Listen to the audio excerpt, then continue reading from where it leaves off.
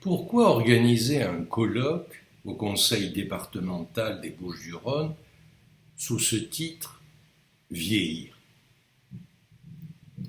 Mais surtout se pose immédiatement une question. Est-il pertinent pour la psychanalyse de se poser cette question? Bien sûr, vieillir est une question absolument pertinente pour le sociologue, pour l'historien, pour le psychologue, pour le psychiatre, puisque la vieillesse a sa spécificité sociale, historique, voire économique, et bien sûr psychique. Mais a-t-elle cette spécificité de pouvoir être autonomisée, la personne âgée, à l'intérieur du champ clinique de la psychanalyse? Si je pose cette question, c'est parce que nous avons, dans le champ de la psychanalyse, orientée par Jacques Lacan, une thèse qui est connue, souvent répétée. Le sujet de la psychanalyse, qui n'est pas la personne, qui n'est pas l'individu. Donc, le sujet de la psychanalyse n'a pas d'âge. Mais que veut dire cette phrase qui, apparemment, objecte au bon sens? Le sujet, si je dis que ce n'est pas la personne, ce n'est pas l'individu, ce n'est pas Monsieur X, ce n'est pas Madame Y, c'est parce que le sujet, pour Lacan, et dans la psychanalyse qu'il réinvente, a une définition très précise. Le sujet est représenté par un signifiant pour un autre signifiant. Autrement dit, le sujet n'est pas et n'est jamais tel quel dans la chaîne associative que sa parole déploie. Il y est représenté par un tenant-lieu. D'où cette difficulté qu'a le sujet à la fois de ne pouvoir se définir, de pouvoir être désigné que par des mots, et une fois qu'ils le sont, ces mots-là à se déployer, qu'ils ont cette capacité à le désigner, à le représenter, qu'en est-il alors de la place du vivant dans cette question? Je suis représenté par des signifiants, mais ces représentants, dans la chaîne signifiante, n'épuisent pas mon être de sujet. Et donc, le sujet est en balance perpétuelle avec l'être qui se défait, qu'on n'arrive pas à saisir, et le binôme pertinent dans le champ de la psychanalyse lacanienne, c'est sujet manque à être. Donc, si on se pose la question de vieillir, on se dit, mais cette phrase n'est pas pertinente dans le champ analytique, puisque justement le sujet n'a pas d'âge, étant entendu que le vieillir fait référence à son âge biologique et à la façon dont une société le traite sociologiquement, historiquement, culturellement, économiquement, etc. Donc, on s'est dit que poser cette question qui a toutes les caractéristiques de l'évidence, de l'empirie concrète, mais oui, nous vieillissons, et chacun peut en témoigner, personne ne peut y échapper, a une pertinence. Mais on ne sait pas si cette question a une pertinence pour le champ analytique. Je vais dire une phrase un peu extrême, je vais forcer le trait pour faire entendre cette tension que j'essaye de saisir et qui a été à l'œuvre pour mettre sur pied ce colloque. Si le sujet n'est pas dans la chaîne signifiante et qu'il y est représenté par un tenant, un signifiant le représente pour un autre signifiant, on s'aperçoit que le sujet relève d'une affaire de signifiant et nullement d'âge au sens biologique du terme, au sens du vieillissement du corps, et est indépendant des traitements sociaux, historiques, économiques et autres qui sont là pour marquer comment une société se débrouille avec le vieillissement. Et pourtant, nous avons continué à maintenir ce terme vieillir, qui est en quelque sorte en opposition à la définition du sujet comme représenté par un signifiant pour un autre signifiant. Pourquoi ? C'est parce que l'enseignement de Lacan ne se réduit pas à la thèse du sujet défini comme représenté par un signifiant pour un autre signifiant. Le sujet n'existe que par rapport à l'ordre symbolique où il trouve sa détermination de sujet et son manque à être. Lacan, à partir des années 70, jusque dans les années 80, fait surgir un nouveau terme, un mot valise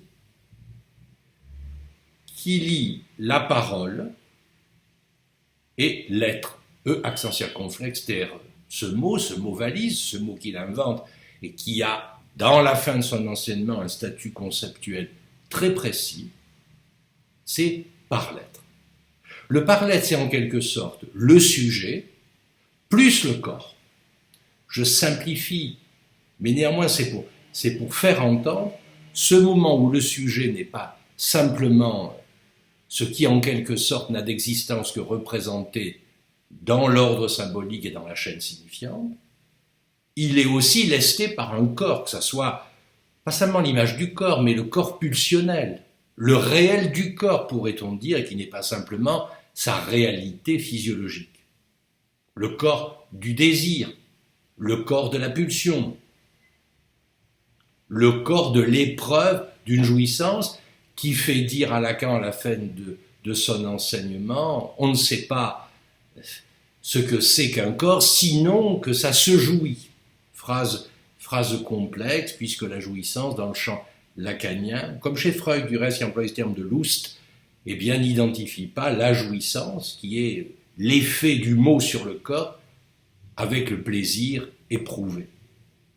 Donc, ce titre, le fait même qu'il puisse avoir sa place dans le champ analytique et que nous le prenions comme objet d'un colloque, indique bien que nous faisons référence à cette fin de l'enseignement de Lacan, qui ne nie pas la dimension du sujet, mais qui complète le sujet par le corps, par la pulsion. Et là, qu'est-ce que nous avons? Qu'est-ce que ça produit comme effet? Le fait que le signifiant vienne percuter le corps, produise des effets de jouissance et de mortification.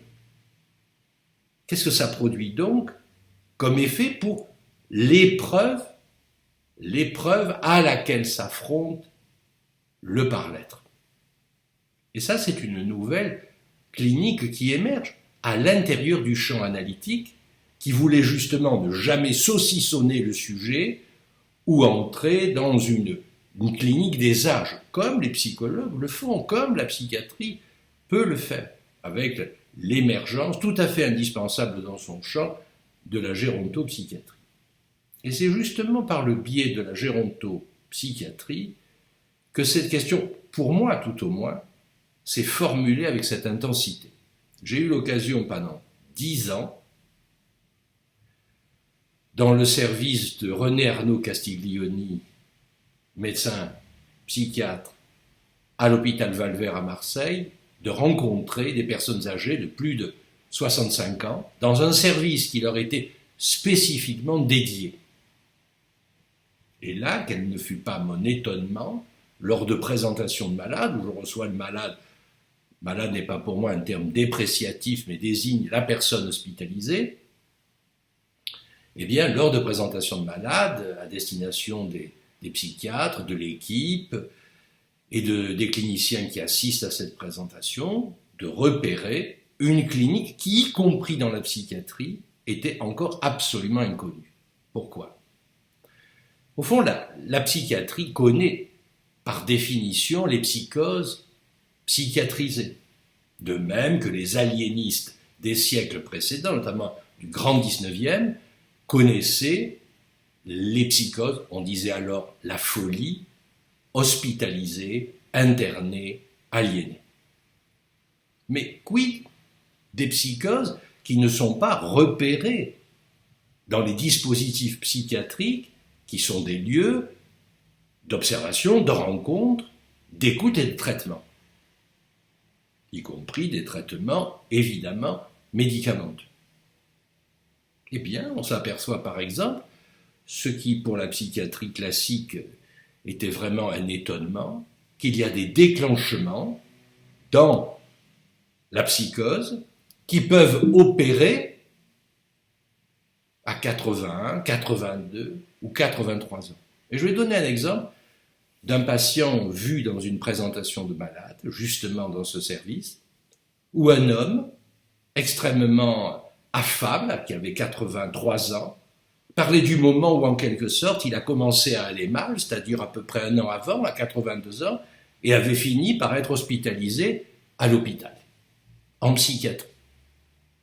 C'était donc un homme en forme, un homme qui accordait une grande importance à son corps, à la sveltesse de son corps, aux exercices qu'il pouvait faire, notamment par un grand nombre de balades et d'excursions, où, comme il disait, oui, ce vieux monsieur très sympathique, qu'il pouvait en quelque sorte, par cette position de force, de puissance, d'inventivité dans les mouvements de son corps, il pouvait encore séduire les femmes et être au centre du petit groupe d'excursionnistes d'un certain âge qui utilisaient ainsi leur loisir. Et le moment où le corps, en quelque sorte, ne tient plus tout à fait de la même façon, où il n'arrive plus à avoir la réponse objective, précise, concrète du corps, et qui ne pouvait donc plus occuper cette position de centre du petit groupe et d'objet de toute l'admiration des femmes et des hommes secondairement, il y a quelque chose qui ne tient plus dans son corps et qui fait que c'est dans sa vie psychique elle-même qui ne tient plus. Je ne dirai pas plus sur ce cas, que j'ai anonymisé, bien évidemment, pour pouvoir en parler ainsi devant la caméra, mais qui donne une idée que ce qui arrive, ce qui advient dans le corps et qu'on appelle vieillissement, ça ne manque pas d'avoir des effets, y compris lorsqu'on s'interroge à partir de la clinique orientée par Jacques Lacan. On a souvent reproché à Lacan qu'il aurait construit une clinique sans le corps. Mais justement, ce n'est pas du tout le cas. Il y a une théorie du corps, une théorie de la pulsion, une théorie économique, sa dimension économique, comme disait Freud dans sa métapsychologie de 1915, qui nous permet de penser le sujet pas simplement, j'insiste, représenté par un signifiant pour un autre signifiant, mais qui nous permet de penser le sujet en ceci qu'il est un corps jouissant et qu'il est un corps parlant. Voilà le terme qu'il fallait employer, que Jacques-Alain Miller, il y a quelques années, a isolé pour l'Association mondiale de psychanalyse à l'occasion d'un congrès, qui est un terme clé et qui nous permet de pouvoir donner comme titre à un colloque le mot, le verbe vieillir, le vieillissement, avec les questions que cela pose lorsque la psychanalyse comme clinique se frotte à d'autres discours, à d'autres pratiques, voire à la dimension socio-politico-économique de nos sociétés, à savoir ségrégation ou bien éthique, c'est-à-dire une façon de prendre en compte le sujet, là je maintiens le terme, le sujet de la parole, qui vieillit, voire qui arrive dans un âge très avancé, et d'en tenir compte spécifiquement, justement, comme façon de repérer que le sujet est aussi un corps parlant. Voilà ce que nous allons essayer pour le colloque qui a lieu le mardi 3. Nous allons essayer de repérer l'enjeu de ces problématiques. Non pas que la psychanalyse y sera présente d'une façon autoritaire et tyrannique, donnant les bons points, disant ce qu'il faut faire ou ne pas faire, mais mettre autour d'une table, dans ce magnifique lieu du grand amphithéâtre du conseil départemental des Bouches-du-Rhône, de se mettre à plusieurs pour interroger ces questions. On pourra y entendre certes des psychanalystes, mais, j'allais dire heureusement, pas que des psychanalystes. On y entendra des universitaires de médecine gériatrique, on y entendra une spécialiste de la science politique et travaille sur les personnes âgées, on y entendra des collègues qui ont une expérience clinique dans les EHPAD et dans les dispositifs qui interrogent les dispositifs sociaux pour accueillir la vieillesse, et nous interrogerons sur la parole qui peut y être ou pas accueillie. Il y aura bien sûr des psychiatres, des des gériatres, des médecins, mais pas que.